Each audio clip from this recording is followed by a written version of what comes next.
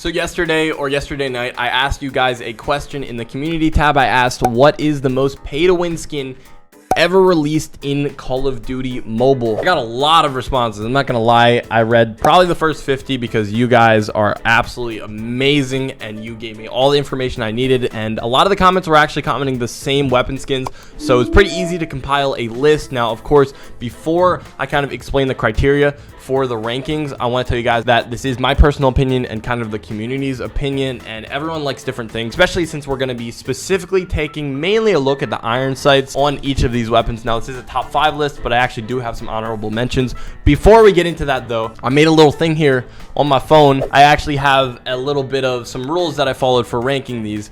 And the first one is the gun's impact on the meta at the time of the release of the skin. And what I mean by this is that, of course, if a gun is trash and an amazing skin comes out for it, it's not going to make it amazing, and it's not really going to impact Call of Duty Mobile as a whole. Second is how the default iron sight actually looks. So for example, if you have a gun with a very bad, absolutely trash default iron sight that's really tight and it's kind of hard to see through and track enemies, and then COD Mobile gives you a amazing skin for it that completely fixes that, obviously that's going to rank higher on the list than, for example, a gun that has a great normal default iron sight and then they release a great one for it. It's like, oh, who really cares? Do I really need to spend a couple $100s on the skin? And speaking of spending a couple $100s, which I've done too much over the last couple weeks for skins like this, or over my time playing Call of Duty Mobile, it just made my head hurt reading through all these skins on the list because I own pretty much all of them. But the most important thing is how the new skin actually looks. So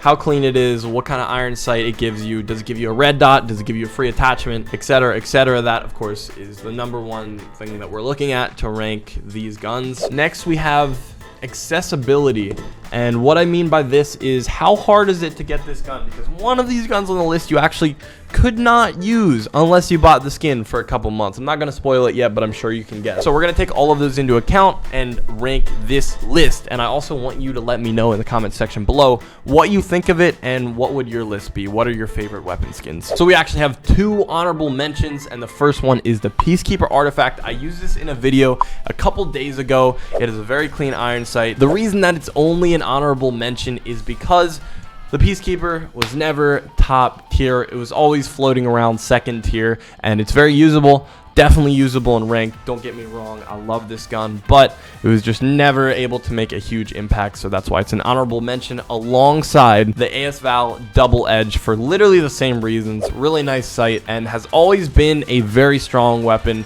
just never been at the level of like the Type 25, the Holger, or any other gun like that. So without further ado, let's get into number 5 on our list, which is going to be the Fennec Ascended. When this weapon skin released, the Fennec was on top. Everyone hated it. Everyone was complaining. Personally, I almost uninstalled the game at one point because of Akimbo Fennec. Now, the reason that this is actually not higher on the list is because I'm not a massive fan of the iron sight. It's pretty nice. It pretty much gives you a free hollow sight, but at the time of release, everyone was pretty much using Akimbo, so this wasn't used as much, and that's why it's number 5. Before we actually have the mythic Kilo or Kilo, I'm honestly still not sure how to say it, but this is amazing, and I have it as number 4 because it was released very recently, so we still kind of need to see how it plays out. It's pretty much brand new, but it's a free red dot sight, and the Kilo's iron sights are bad, man. They're so bad. They're so small, and they look very similar to the M13. I'm actually going to show it on the screen right now, and this looks, like I said, just like the M13, which is the next gun on our list here. I'm going to put both iron sights side by side, and now I'm going to put both of their legendaries side by side. I think the M13 is a little bit cleaner just because I like how it kind of has a triangle where you can kind of stick the enemy's bodies